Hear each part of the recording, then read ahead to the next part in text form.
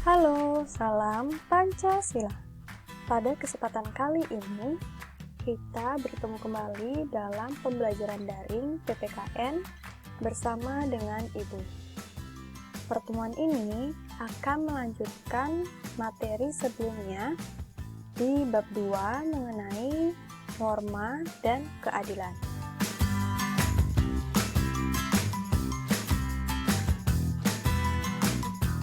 Pada materi sebelumnya, kita membahas mengenai norma dalam kehidupan bermasyarakat.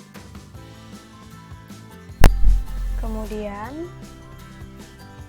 arti penting norma dalam mewujudkan keadilan. Dan hari ini kita akan membahas mengenai perilaku sesuai norma dalam kehidupan sehari-hari. Seperti materi sebelumnya yang membahas mengenai Indonesia merupakan negara hukum, oleh karena itu semua orang di Indonesia tanpa terkecuali harus tunduk dan patuh terhadap hukum.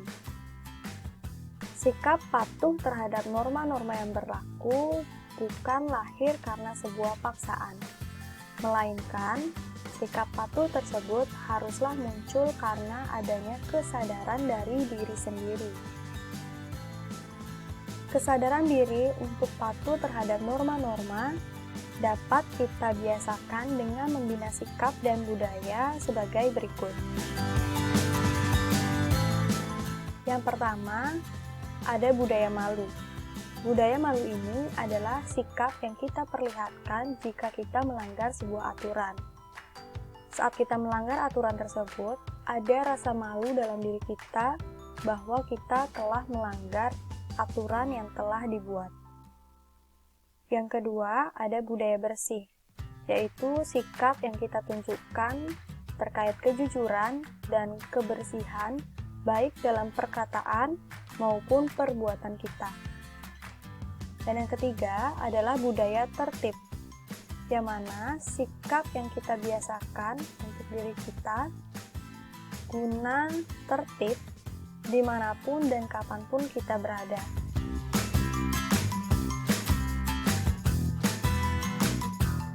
Tapi, mengapa kepatuhan terhadap norma di masyarakat masih tergolong rendah? Apakah faktor yang mempengaruhinya? Pertanyaan ini seringkali kita dengar atau kita lihat di masyarakat. Jadi, apa sih faktor yang mempengaruhi dari kepatuhan terhadap norma yang masih tergolong rendah ini? Lihat. Yang pertama, itu ada faktor pribadi. Dan yang kedua, ada faktor lingkungan.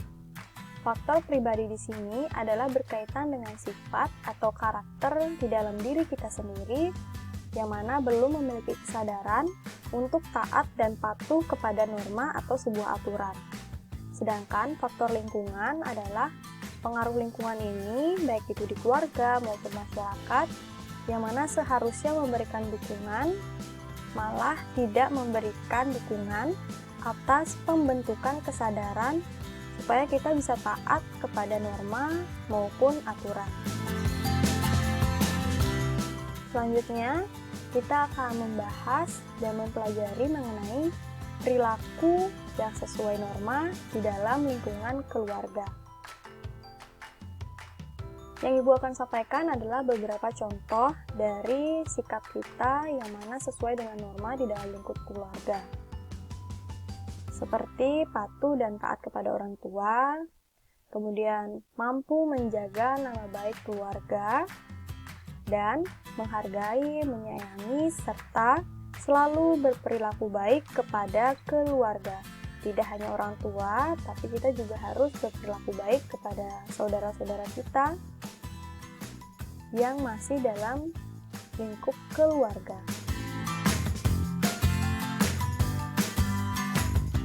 Kemudian selanjutnya ada perilaku yang sesuai norma, namun kali ini adalah di dalam lingkungan sekolah. Seperti datang ke sekolah tepat waktu, Kemudian, menjaga kebersihan sekolah dengan cara apa? Dengan cara tidak membuang sampah sembarangan. Kemudian, menghargai serta selalu berperilaku baik kepada warga sekolah. Tidak hanya guru, tapi kita juga harus berperilaku baik kepada sesama siswa dan warga sekolah lainnya. Dan yang keempat adalah sebagai siswa harus mampu mengerjakan tugas yang diberikan guru dengan tepat waktu. Kemudian, perilaku yang sesuai norma selanjutnya itu di dalam lingkup masyarakat.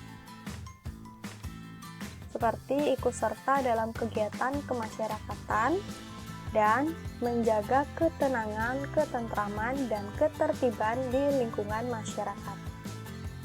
Dan yang terakhir adalah perilaku yang sesuai dengan norma di dalam lingkup negara.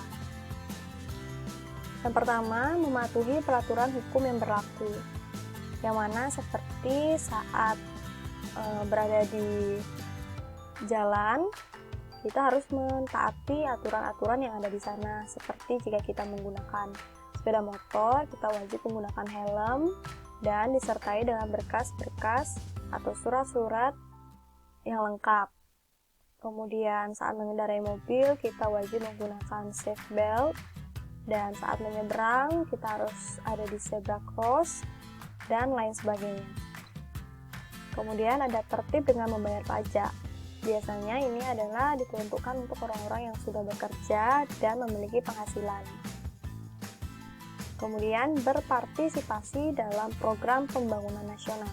Jadi setiap negara itu memiliki program-program tersendiri untuk pembangunan nasional. Jadi sebagai warga negara, kita wajib untuk ikut serta berpartisipasi dalam program pembangunan nasional. Sekian presentasi pada pembelajaran daring kali ini. Itulah materinya.